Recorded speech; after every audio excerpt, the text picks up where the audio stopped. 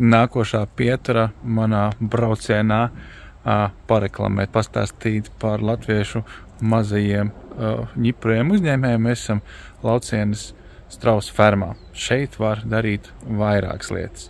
Pirmā lieta, protams, atnākt ekskursijā un pastīties, kā šie interesantie dzīvnieki dzīvo un uzvedās. Šeit ne tikai strausi, bet arī pīles un vistiņas un gailīši un kaziņas.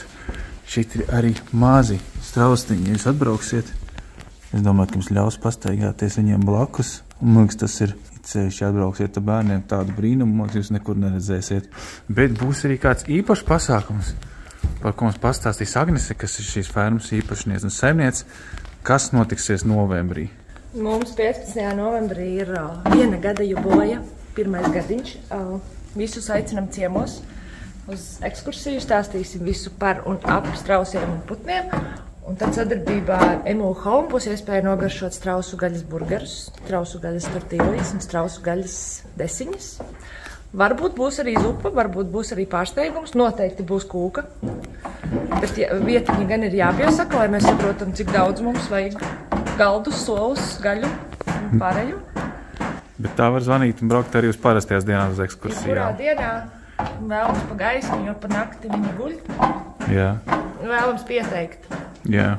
Un vismaz pāris minūtes iepriekš. Un tā, ka jūs brauksiet, paņemiet līdzi skaidru naudiņu, tāpēc, ka Agneses meitas cenšas būt arī jaunie biznesmeņi, jaunie darboņi, un viņi cenšas no to, kas ir šeit, no strausu izejvielā, ražot suvenīrus.